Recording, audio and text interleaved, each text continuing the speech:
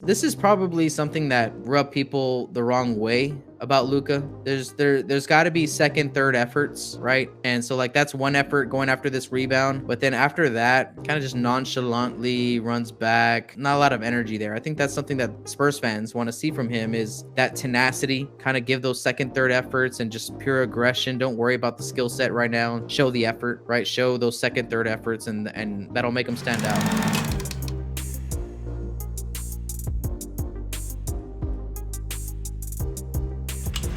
All right, so here we go. Luka, at least in this case, is taking a swipe at the ball. He's active. He's engaged. He's not settling for just, hey, my guy's over there in the corner, right? And he's being active. There he goes, chasing down this block. I wish he would have ran the floor a little bit harder here. I'm gonna let it run. Kind of slows down. At this point, he should have been sprinting. Luka should have been sprinting down the floor. So I can be critical on Luka too, just as I am high on him. He has a high ceiling. He has all these skills. He can do a lot of things that a lot of people can't do. And he's just, 20 years old. Running the floor a little harder is something that I wish he would have done on this play right here. Good off-ball communication here by Devin Vassell early. He sees that off-ball player swap on the weak side of this, on the top of your screen, on the weak side of the court.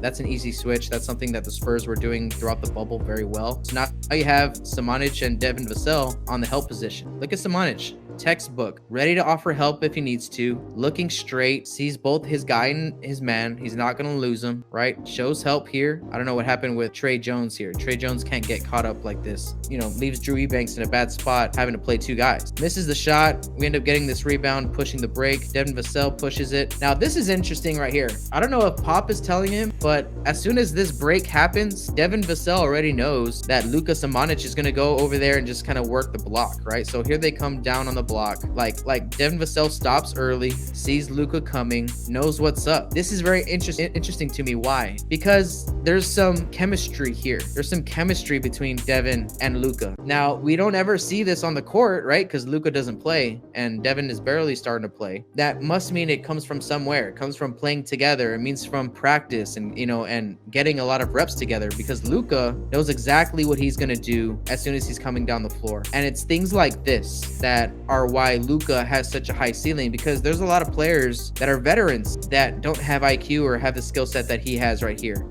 Catching the ball on the post up, 2 dribbles, turns to the baseline, gives him his spin move. Right here is where Luka got to improve, but he's not going to improve unless he gets these opportunities to make mistakes. You know what I'm saying? So if he's turning this corner here, he should be taking this dribble and then moving his body into his defender. He kind of goes away from the contact here as well. He should be initiating some contact. He should put this guy on his back right here to create that space in front of him to secure, an angle at laying the ball in. But he doesn't create any contact here after the move. So that's what the difference is between the, college and the NBA or whatever, Euro League and the NBA, is the fact that you can put the good move on him right here. 1, 2 dribble, very nice spin move. That's a veteran move. A lot of players take years to get the footwork to be able to catch the ball on the block right here or in this position and have the footwork and the poise to body this, to body up the defense, make this move, turn the corner and put the ball in the hole. Now, Luka still needs to work on putting the ball in the hole, but that's the easy part. You know what I'm saying? All he has to do is lay it in. The hard part is having the footwork, the skill, the IQ to pull off a move like that in the first place. You know what I'm saying? So that's one of the reasons why I'm so high on Luka. If you look at my film room that I have on Luka, there's a whole section in there that's all about his post-up game and that how it's crazy. As a rookie, he had that footwork and that post-up potential, man. I mean, that's Kawhi Leonard stuff. That's DeMar DeRozan stuff. That's Kevin Durant stuff. The ability to post up like that is very special. This was not a good play for us. And I've told you before, Luka is in a very important spot right now on the defensive side of the floor. This alley-oop happens because of 2 reasons. The coverage on the pick and roll itself, and then the lack of help not being there, right? So like Luka should have been here on the help side to offer help, at least body him up or something. And I know what you're thinking. Well, what about the guy in the corner? Like if Luka comes all the way into the paint, which he shouldn't be that far out. He should be like 1 foot in the paint, 1 foot out of the paint, because we don't want this to happen. Someone should have met Azubuike right here. You know what I'm saying? Before he even gets the chance to gather, and that's Luka. And Luka's just kind of watching the play right here.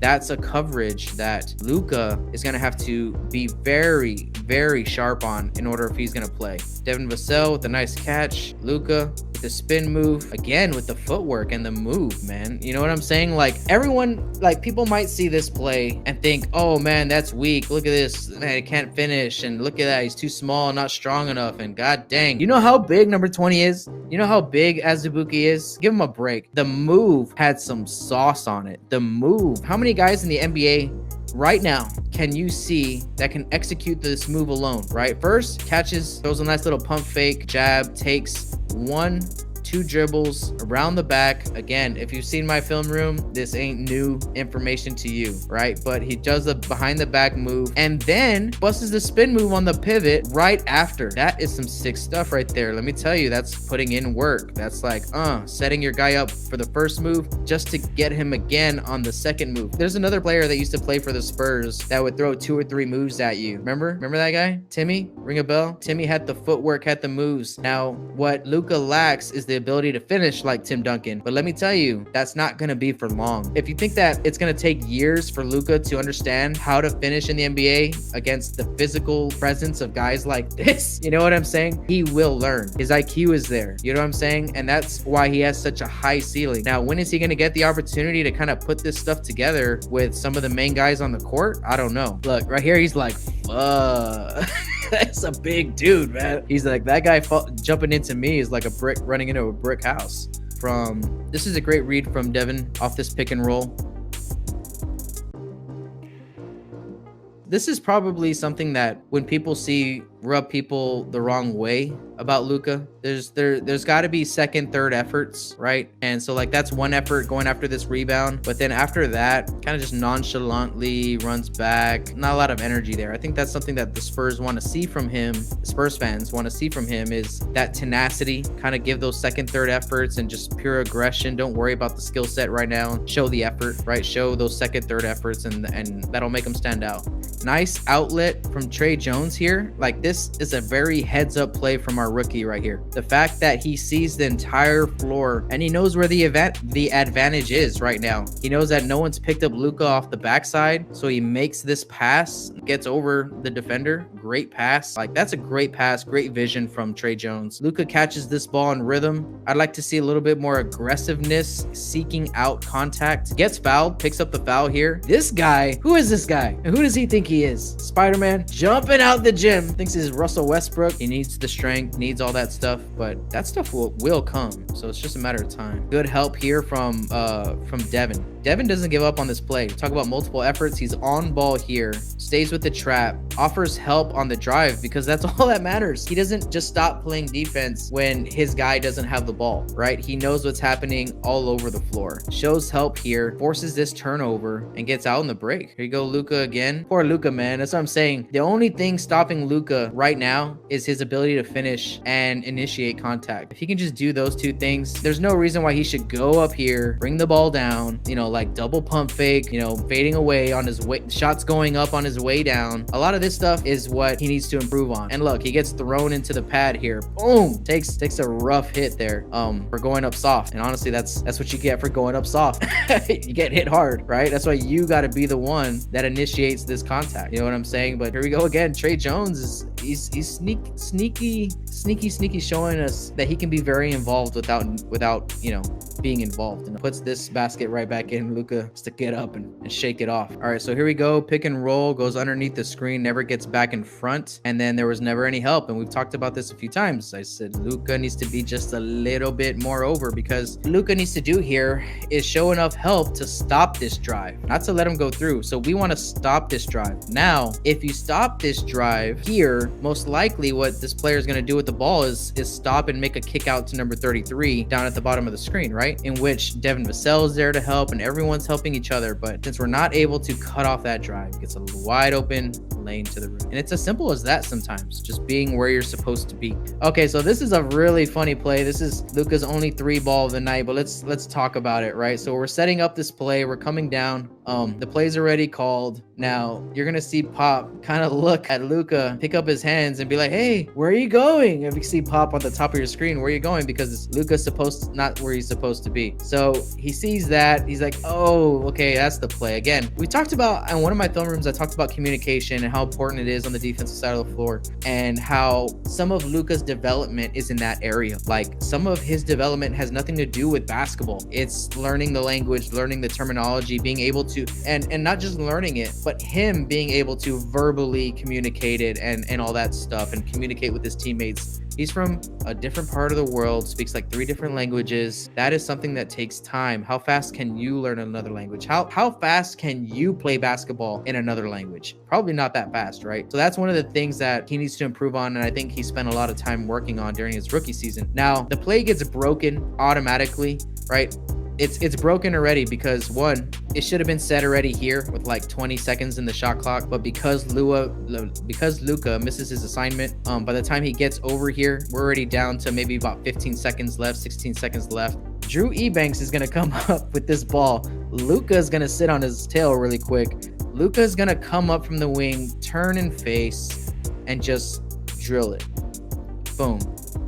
That's like his first 3, or I don't know how many, it might have been his first 3 of the year. How did this 3 come to be? Caught the ball, squared up, saw that his defender had both of his hands down. Hey, hand down, man down. He's going to let it go. He's going to drain it.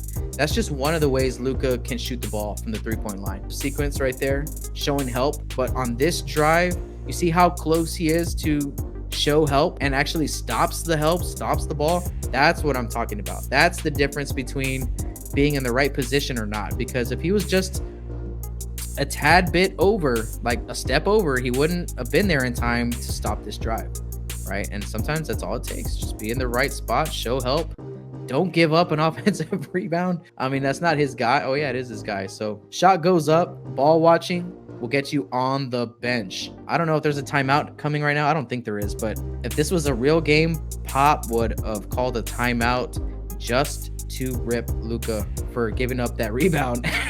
Look, he knows, he can hear Pop already. Look, Luka's like, I know, that was my bad. I know, I'm good.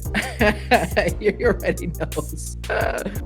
His IQ is high, guys. I'm telling you, he's a young kid. He has an amazing skill set, and all he has to do is put it together, and it's going to take him a little bit more time than it is Devin Vassell, obviously, right? So Devin Vassell is the outlier here. Everyone else that has been on our team have taken 20 years to develop in Austin, but Devin Vassell is the exception to the rule. He's ready now. Luka is not the exception to the rule. He is going to need his time to develop, and right here is